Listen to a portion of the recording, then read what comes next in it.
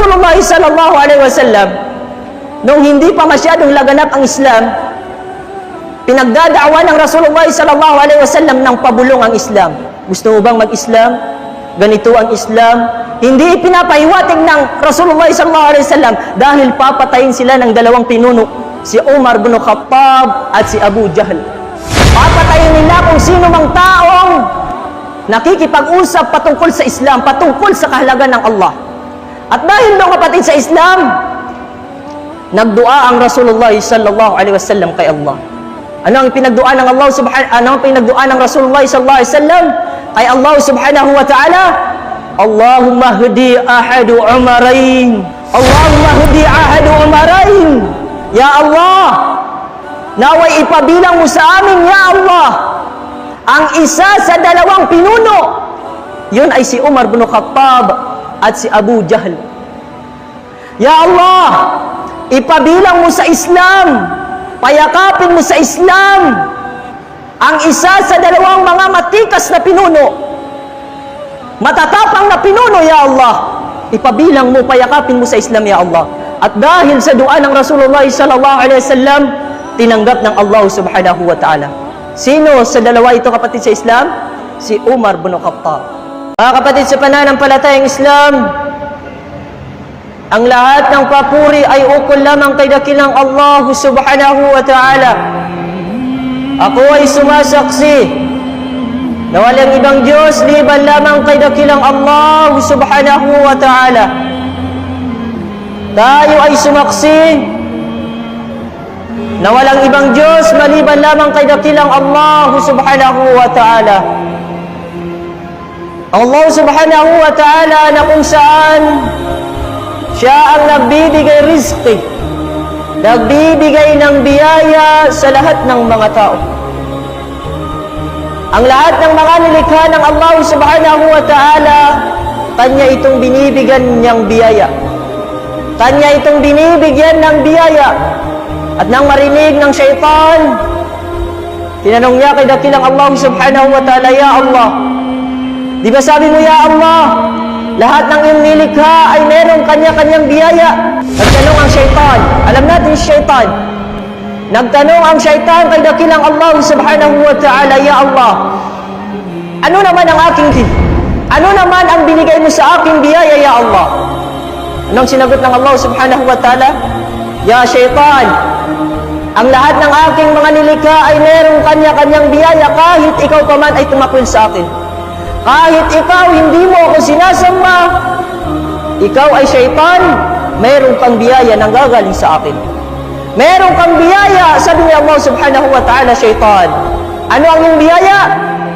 Ang iyong biyaya ay makukuha mo ang mga taong hindi sumasamba kay Allah. Ay yung mga taong hindi nag-aalala kay Allah, hindi sumasamba kay Allah. Ang mga taong gumagawa ng haram, ang mga taong hindi sumusunod sa sunna ng Rasulullah sallallahu alaihi wasallam, yun ang iyong biyaya, sabi ng Allah subhanahu wa ta'ala kay syaitan.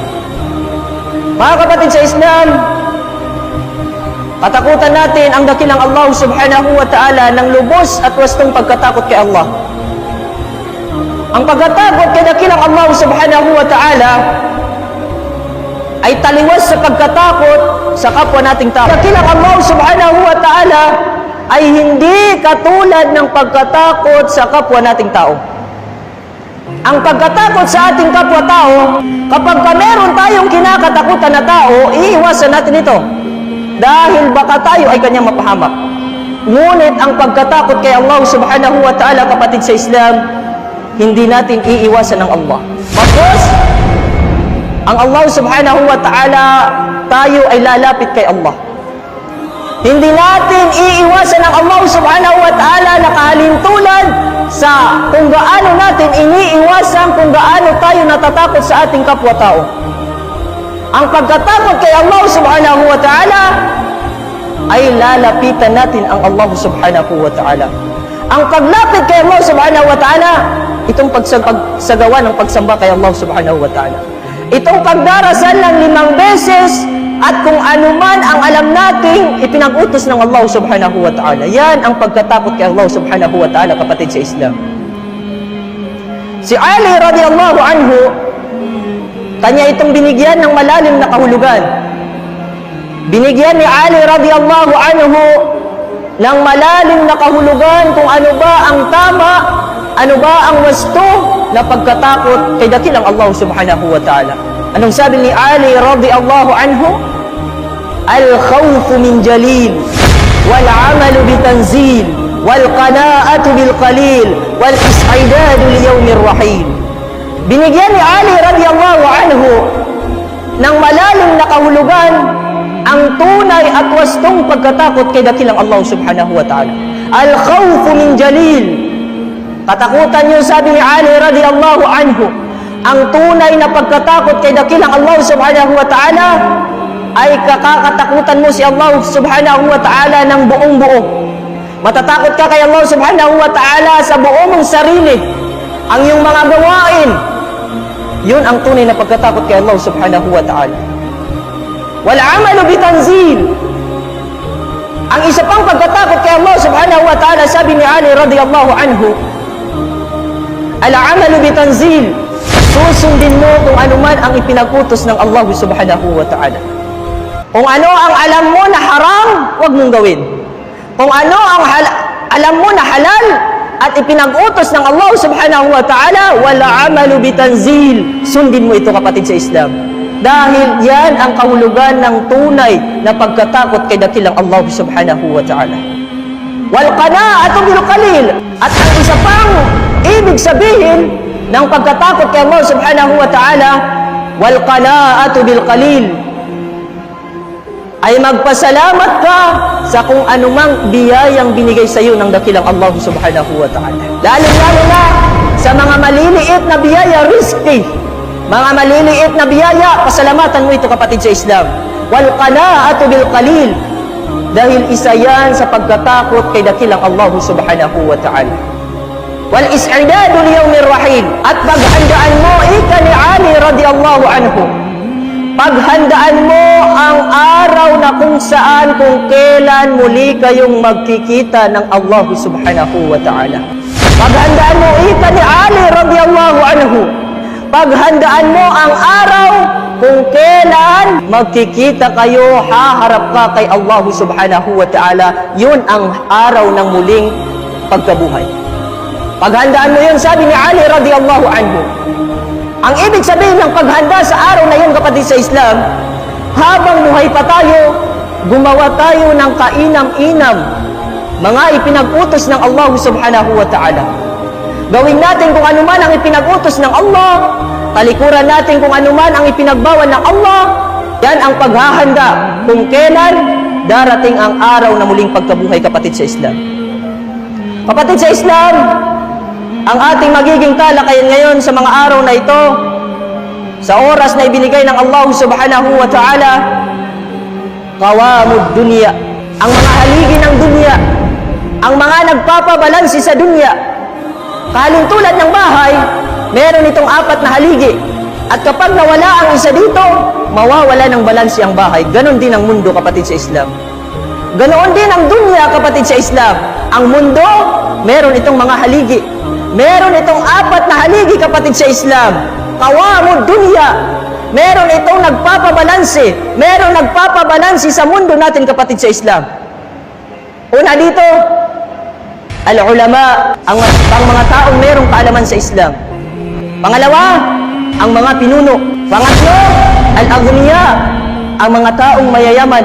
Pang-apat, al-fuqara, mga taong mahihirap, kapatid sa Islam. Itong 4 na ito, ang mga haligi ng dunya. Ang 4 na ito ang siyang nagpapabalansi sa dunya. At kapag nawala ang isa dito, kapatid sa Islam, mawawala ng balansi ang mundo. Hindi ibig sabihin na mawawala ng balansi ang mundo na kung saan mahuhulog ang mundo. Literal na pagkahulugan na yun, kapatid sa Islam. Ang ibig sabihin ng mawawala ng balansi ang mundo, mawawalan din ng balansi ang agama Islam. Mawawalan din ng balansi ang agama Islam, kapatid sa Islam. Kalintulad ng bahay, meron itong 4 na haligi. At kapag nawala ang isa sa haligi ng bahay, mawawala ang bahay. Mawawala ng saysay ang bahay. Mawawala ng lakas ang bahay. Ganoon din ang mundo, kapatid sa Islam. Kaya ito ang ating tatalakayin, kung bakit ba napili ang apat na ito na siyang mga haligi ng mundo. Una dito kapatid sa Islam, na napili na isa sa haligi ng mundo, al-ulama, ang mga taong merong kaalaman sa Islam.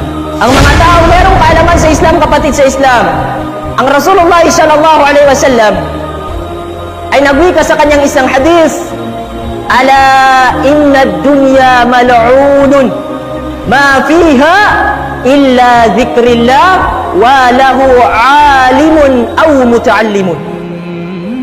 Nagwika ang Rasulullah sallallahu alaihi wasallam sa kanyang isang hadis, rawahu Tirmizi. Nagwika ang Rasulullah sallallahu alaihi wasallam, ala inna ad-dunya mal'unun. Katotohanan, sabi ng Rasulullah sallallahu alaihi wasallam, katotohanan na ang dunya, ang mundo ay isinumpa ng Allah subhanahu wa ta'ala. So dunya na timur ka Allah, ang mundo ay isinumpa ng Allah subhanahu wa ta'ala. Ala inna ad-dunya mal'unun. Katotohanan, sabi ng Rasulullah sallallahu alaihi wasallam, na ang mundo, ang dunya ay isinumpa ng Allah subhanahu wa ta'ala. Subhanallah. Ma fiha, at doon sa mundo na yun, sabi ng Allah subhanahu wa ta'ala, sabi ng Rasulullah sallallahu alaihi wasallam, ma fiha illa dhikrillah wa alimun aw muta'allimun. Ang mundo ay isinumpa ng Allah subhanahu wa ta'ala.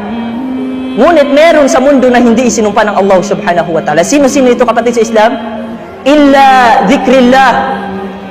Ang hindi isinumpa ng Allah subhanahu wa ta'ala dito sa mundo, zikrillah. Ang mga taong inaalala nila ang Allah subhanahu wa ta'ala. Ang mga taong sinasamba nila ang Allah subhanahu wa ta'ala. Ang mga taong inaalala nila ang mga kadakilaan ng Allah subhanahu wa ta'ala, illa zikrillah.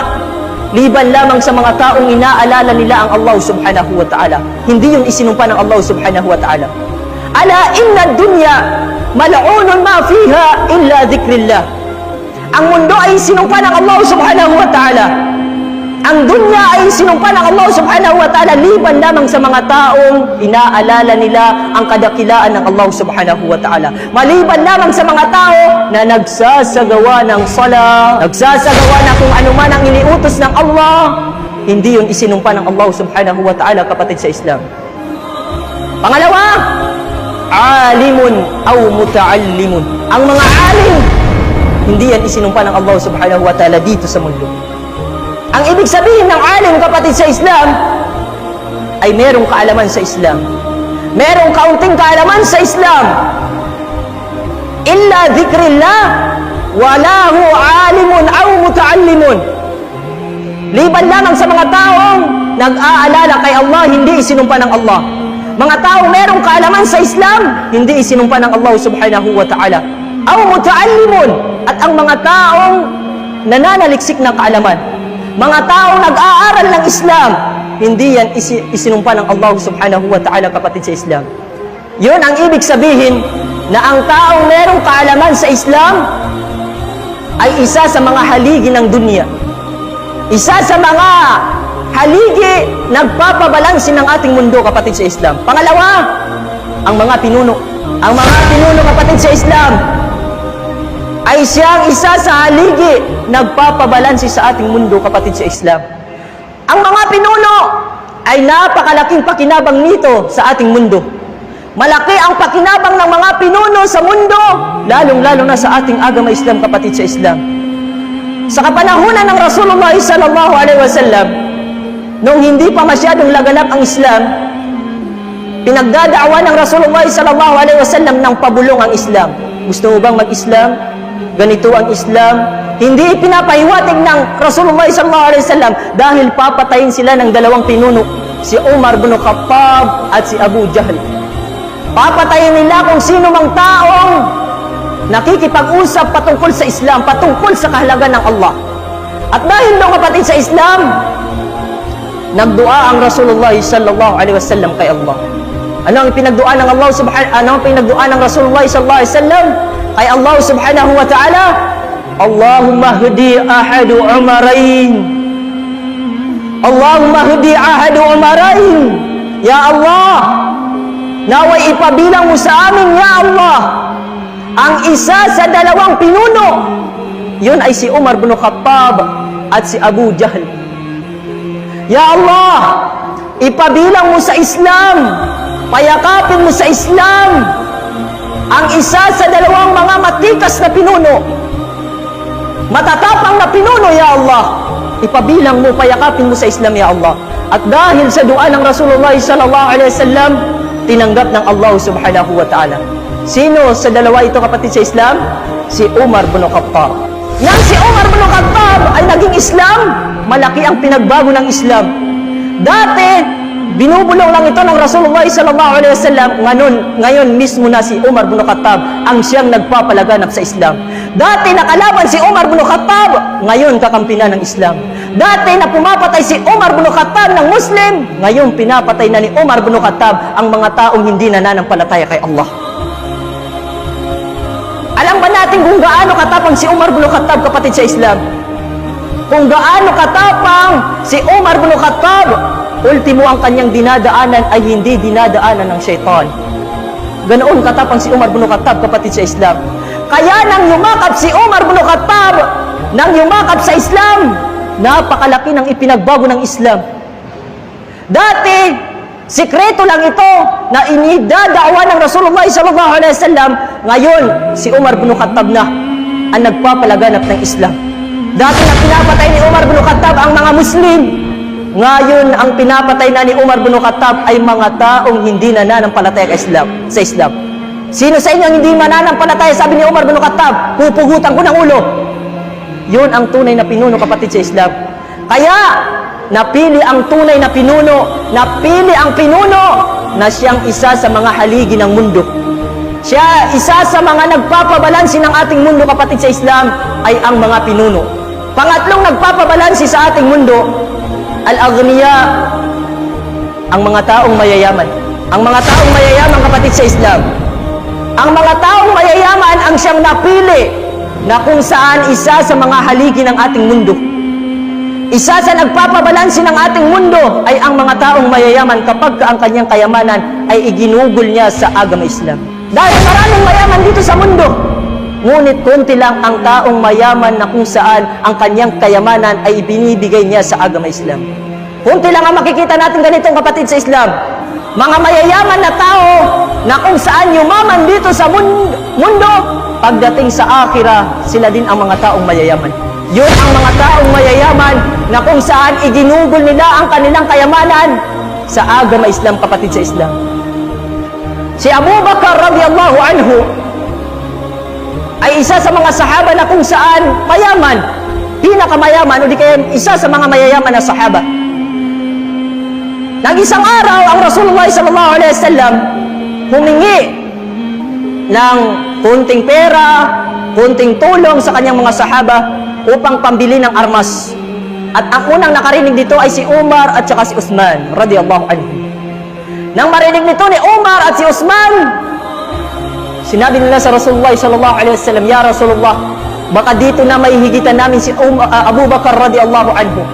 Dahil si Abu Bakar radiyallahu anhu ay as-Siddiq, pinaniniwalaan niya ang lahat ng utos o sinasabi ng Rasulullah sallallahu alaihi wasallam. Sabi ni Umar at si Uthman, "Ya Rasulullah, baka dito na maihigitan namin si Abu Bakar dahil hindi niya narinig na sinabi mo na magpapatulong ka sa inyong pagkikipag-jihad, pagkikipagbuno." At dahil doon, kapatid, sa Islam, tumulong si Umar at saka si Uthman. Ibinigay nila ang kanilang kayamanan. Kalahati sa kanilang kayamanan ibinigay nila kay Propeta Muhammad sallallahu alaihi wasallam. Tinanong sila ng mahal na propeta, "Ya Umar, ya Uthman, ano ang itinira niyo sa inyong pamilya?" Anong sabi ni Umar at si Uthman? "Ya Rasulullah, hinati namin ang aming kayamanan, ya Rasulullah. Ang kalahati ibinigay namin sa iyo. Ang kalahati, yun ang sa aming pamilya, ya Rasulullah." At nang dumating si Abu Bakar radiyallahu anhu, dala-dala niya ang kanyang lahat ng kayamanan. At doon nagwika ang Rasulullah sallallahu alaihi wasallam, "Ya Abu Bakar, ano ang itinira mo sa iyong pamilya?" Anong sabi ni Abu Bakar radiyallahu anhu? "Ya Rasulullah, ang bukod tangi na itinira ko sa aking pamilya ay ang Allah at ang kanyang sugo, ikaw, Propeta Muhammad sallallahu alaihi wasallam." At doon, humanga si Umar at si Uthman, Ya Rasulullah, hindi pala namin mapapantayan si Abu Bakar radiyallahu anhu. Kaya sa mga taong mayayaman ngayon, kapatid sa Islam, sa mga taong merong kayamanan, igugol nyo ang inyong kayamanan pagtulong sa agama Islam. Igugol nyo ang inyong kayamanan sa agama Islam, kapatid sa Islam. Pagbibigay ng sadaka, pagpapatayo ng masjid, pagpapatayo ng madrasa. Dahil mayaman kayo dito sa mundo, pagdating sa akhirah, kayo din ang taong mayaman, kapatid sa Islam. Pang-apat na nagpapabalansi sa ating mundo, al-fuqara, ang mga taong mahihirap. Bakit ito pinili ng Allah subhanahu wa ta'ala na isa sa mga nagpapabalansi ng ating mundo ay ang mga mahihirap? Ang mahihirap, kapatid sa Islam, huwag nating apak-apakan. Ang mahirap, kapatid sa Islam, kapag nawala sa haligi ng ating mundo, mawawala ng balansi ang ating mundo, lalong-lalo na ang agama Islam, kapatid sa Islam. Huwag nating apak-apakan ang mga mahirap, kapatid sa Islam. Kapag nandun na tayo sa Yawmul Qiyamah, ito ay Hadisul Qudus. Kapag dumating na tayo sa Yawmul Qiyamah, magtatanong ang Allah subhanahu wa ta'ala, Ya Ibnu Adam, O angkan ni Adan, ako ay nagkasakit, hindi niyo man lang ako binisita, sabi ng Allah subhanahu wa ta'ala. O angkan ni Adan, ako ay nagkasakit, hindi niyo man lang ako binisita, sabi ng Allah subhanahu wa ta'ala. At sasabihin ng mga tao, Ya Allah, ba't ka namin bibisitahin, Ya Allah? Wa anta Rabbul Alamin. Ya Allah, ba't ka namin bibisitahin, Ya Allah? Hindi ba ikaw ang Panginoon ng sanlibutan, Ya Allah? Wa anta Rabbul Alamin. Ya Allah, di ba isa kang Panginoon ng sanlibutan, Ya Allah? Ba't ka namin bibisitahin, Ya Allah? Ano ang sasagot ng Allah subhanahu wa ta'ala? Ya Ibnu Adam, o angkan ni Adan, hindi nyo man lang nakita sa aking mga alipin na mayroong nagkakasakit. Hindi nyo man lang binisita. Kung binisita nyo lang, sabi ng Allah subhanahu wa ta'ala, kung binisita nyo lang, doon nyo kumatatagpuan, sabi ng Allah subhanahu wa ta'ala. Ya Ibnu Adam, o angkan ni Adan, humingi ako sa inyo ng pagkain, hindi nyo man lang ako binigyan ng pagkain. At sasabihin ng mga tao, Ya Allah, ba't ka namin bibigyan ng pagkain? Wa anta Rabbul Alamin. Hindi ba ikaw ay Panginoon ng sanlibutan, Ya Allah? Anong sasabihin ng Allah subhanahu wa ta'ala? Hindi nyo ba nakita sa aking mga alipin na merong humihingi ng pagkain? Merong mga taong hindi makakakain dahil sa mahihirap, hindi nyo man lang binigyan ng pagkain. Kung binigyan nyo lang, sabi ng Allah subhanahu wa ta'ala, doon nyo kumatatagpuan, sabi ng Allah subhanahu wa ta'ala. Ya Ibnu Adam, o angkan ni Adan, humingi ako sa inyo ng maiinom. Hindi nyo man lang ako binigyan ng maiinom. At sasabihin ng mga tao, Ya Allah, ba't ka namin bibigyan ng maiinom? Wa anta Rabbul Alamin. Hindi ba ikaw ay Panginoon ng sanlibutan? Sasabihin ng Allah subhanahu wa ta'ala, Ya Ibnu Adam, o angkan ni Adan, hindi nyo ba nakita na meron sa mga tao na humihingi sa inyo ng maiinom? Hindi nyo man lang binigyan ng maiinom. Kung binigyan nyo lang, sabi ng Allah subhanahu wa ta'ala, doon nyo kung makikita, sabi ng Allah subhanahu wa ta'ala. Kaya kapatid sa Islam, ang mga taong mahihirap ay huwag nating apak-apakang, kapatid sa Islam, dahil yan ang pamilya ng Allah subhanahu wa ta'ala. Wa aqulu qawli hadha wastaghfiru li wa lakum wa li sa'iril muslimina min kulli dhanb wastaghfiruhu innahu huwal ghafurur rahim.